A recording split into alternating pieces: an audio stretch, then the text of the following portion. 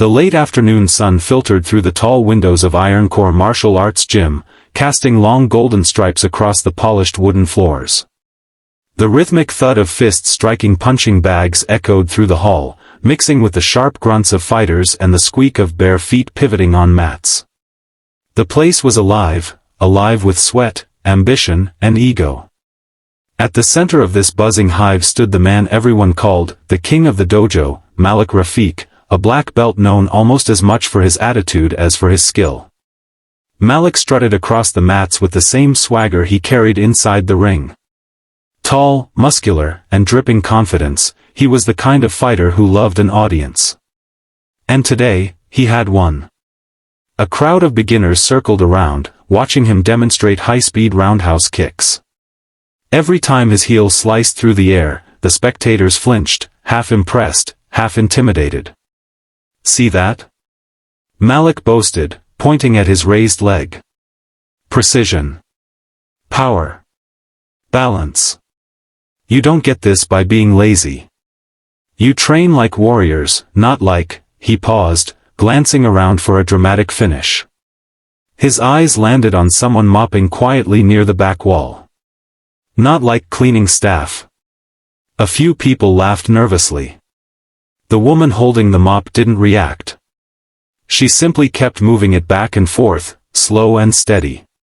She wore a simple navy cleaning uniform, her hair tied tightly into a bun, a few strands falling free around her face. Her expression was calm, peaceful even. She didn't look like someone who belonged in a place where people broke boards for fun. Malik grinned, sensing an opportunity to show off. "Hey, sister," he called out loudly, "you missed a spot. Or maybe cleaning is the only martial art you know, huh?" The crowd chuckled. A couple of teenagers snickered openly. Still, the woman didn't look up. Malik wasn't satisfied. He walked toward her, rolling his shoulders like a showman warming up before a match. "Come on," he teased, leaning his weight onto one foot. "Let me see your stance. Do you even know how to throw a punch? Or are you more of a wipe away the dust type?" Finally, she lifted her head. Her eyes were dark, calm, and unbelievably steady in a way that made Malik pause for half a second. She studied him, the crowd behind him, and the mop in her hands. Her voice, when she spoke, was soft but clear. "I'm just doing my job." "Yeah," Malik laughed, "and I'm doing mine, teaching discipline. Maybe you can learn something today." "Maybe," she replied with a tiny smile. Someone in the back whispered, "She doesn't even care. Malik's wasting his time." But Malik was committed now. He turned to the crowd. "Tell you what, let's have some fun. A little friendly challenge. If she can even touch me, just one touch, I'll clean this entire gym tomorrow." Gasps and laughter spread across the room. The woman blinked in mild surprise. "I don't want trouble." "It's not trouble," Malik waved dismissively. "It's a joke. Come. One tap. Anywhere." She studied him again. Her eyes drifted down to her mop. Slowly, methodically, she placed it against the wall. Then she wiped her hands on her uniform and stepped onto the mat. For the first time, the gym went silent. Malik's grin widened. "There we go. That's the spirit. What's your name, by the way?" "Lena," she said quietly. "Well, Lena, I hope you're ready."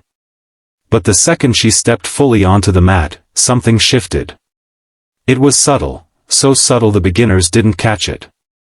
Her posture changed. Her spine straightened. Her steps became lighter, like she was suddenly moving on invisible rails. Malik noticed. And his grin dimmed just a little. He bounced on his heels, raising his fists in a loose guard. "Okay, Lena. Whenever you're ready." She didn't raise her fists. She didn't move into a fighting stance. She simply breathed, slowly, in and out. Then she bowed, a traditional martial artist's bow so crisp and precise that a few of the older students frowned, exchanging confused looks. No beginner bows like that. No cleaning lady bows like that. Malik tried to brush off the unease creeping up his spine. He lunged forward lightly, half joking, half testing. "Come on, Lena, don't be shy." Before he finished the sentence, Lena moved. She didn't step forward. She didn't attack. She glided, not fast, but effortlessly, until she was standing at Malik's side. No one saw how she got there. One moment she was in front of him, the next she wasn't. Malik froze. The crowd murmured. He whipped his head around. "Wait, how did you?" She touched his shoulder. Gently. Just one tap. Malik's mouth fell open. The gym exploded into shouts. What was that? Did she teleport? How did she do that? Malik's ego caught fire. "Lucky," he snapped. "Do it again." Lena tilted her head. "Are you sure?" This time, he didn't wait. He rushed her with a real step, a controlled one, but definitely more serious. He extended his arm to tag her. She pivoted. Just one step. One rotation. One motion so fluid it looked choreographed. She tapped his back. Another explosion of noise from the crowd. I didn't even see her move. She's fast. No way, man, no way. Malik's face flushed red. His confidence wavered. He wasn't dealing with a cleaning lady. He was dealing with something else, something trained, disciplined, dangerous in a way that didn't brag or boast. He swallowed hard. Lena stepped back, bowing politely again. "I think that's enough." But for Malik, everything was only beginning. The gym buzzed like an overturned beehive. Word of what happened was traveling faster than anyone could process. Beginners gathered in clusters, whispering with wide eyes, replaying the moment in their heads. Even the advanced students, those who usually practiced quietly and kept to themselves, had drifted closer, curiosity pulling them in like gravity. Malik stood frozen in the center of the mat, his pride rattling so hard it felt like the ground under him was shifting. He had spent years polishing his image as the undefeated, unshakable black belt of Iron Core. Nobody embarrassed him. Nobody made him look slow. And definitely nobody made him look foolish in front of an entire room. But Lena had done exactly that, with 2 simple taps. He ran a hand over his jaw, pretending to stretch his neck as if he wasn't caught off guard. "All right," he muttered, forcing a smirk. "You're quick. I'll give you that." Lena stood quietly near the edge of the mat, hands folded in front of her, her expression neutral, as if this entire situation was a mild inconvenience. "Can I go back to cleaning now?" she asked calmly. But the crowd wasn't done. And neither was Malik. "No, no," he said, too quickly. "You don't get to just walk away. Not after, whatever that was." "It was nothing," she replied. That only made him angrier. To him it wasn't nothing. He needed to recover control, to reclaim the spotlight slipping through his fingers. With more bravado than sense, he stepped closer. "You moved like someone who's trained before. What style was that? Tai Chi for seniors?" A few people laughed, but it was half-hearted. The room had shifted. Everyone could feel the imbalance now. Malik's jokes weren't landing the same way. One of the assistant instructors, a broad-shouldered man named Suraj, crossed his arms. "Malik, maybe leave her alone. She doesn't want to spar." Malik shot him a glare. "I'm not sparring a cleaning lady.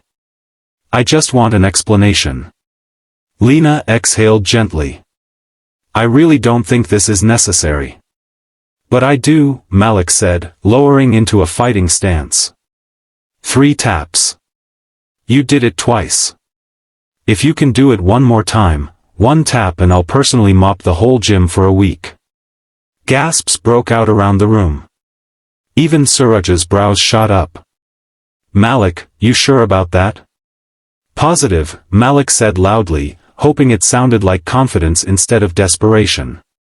Lena hesitated. Her eyes softened, not in fear, but in something that looked like sympathy. I don't want to embarrass you. Truly. The crowd erupted again. Whoa, did she just say that? She's too calm, man. Malik's in trouble. He clenched his fists. I can handle myself. Lena nodded, though she didn't seem convinced. She stepped forward once more, moving with that same effortless grace that made her steps almost soundless. Malik tightened his core, focusing everything he had on her movements. He would not let her trick him again. He was a black belt. She was a cleaner. This time, he would win. Ready? She asked softly. He nodded. The entire gym went silent. Malik kept his eyes locked on her shoulders, waiting for even a hint of motion. He'd studied hundreds of fighters. He knew how muscles tense before an attack. He was prepared. But Lena didn't tense. She relaxed. Then the world blurred. Before Malik could react, before he could take even half a breath, she appeared behind him with that same ghost-like shift in position, and tapped the exact center of his shoulder blade. He stumbled forward as if someone had switched gravity off for a moment. The room exploded with screams. No way. That's impossible. She's like a ninja. Bro, she's toying with him. Even Suraj's mouth hung open. Her footwork, that's not beginner level. Honestly I don't even know what that is. Malik's face was crimson. Stop laughing, he snapped at the crowd, his voice cracking. But the humiliation was too big to control now. His undefeated aura, his reputation, his superiority, all of it evaporated in 10 seconds. He turned to Lena, chest heaving. Who are you? She looked at him with patient eyes. Just someone doing their job. That's not true, he insisted. No cleaner moves like that. You trained. Tell me. Finally, after a long moment, she sighed. I used to teach. Teach what? Someone asked. Self-defense, she answered in a tone so quiet it almost vanished into the room's chaos. Suraj blinked. Where? Lena paused, weighing her words. Back home. Which home? Malik pressed, unable to let go. Does it matter? She asked with a small smile. But it clearly mattered to Malik. He wasn't just trying to restore his pride now, he was trying to understand the impossible.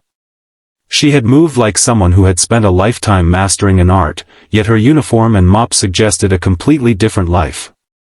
Suddenly, a small group of students in the back began clapping. Then more joined them. Within seconds, the entire gym was applauding the quiet woman who had stunned them all without raising her voice or showing a drop of arrogance. Lena bowed politely. Malik wasn't having it. If you're so good, he said through clenched teeth, then fight me for real. Gasps rippled across the room like a wave. Suraj stepped between them. Malik, enough. You're taking this too far. She humiliated me, Malik growled. No, Suraj corrected firmly. You challenged her. She accepted. She respected your rules. And she beat you fair and square. Let it go. Lena shook her head. I don't want to fight anyone. But Malik ignored both of them. I want a real match. Lena's eyes hardened slightly, not in anger, but in disappointment. A real martial artist doesn't need to prove anything to the crowd. That's easy to say when you're hiding behind secrets, he shot back. Silence fallen again, heavy with tension. Then, for the first time, Lena's demeanor shifted. Her posture straightened even more. There was a quiet authority in her voice, something that silenced the room without effort. "If you continue this path, you'll only embarrass yourself further."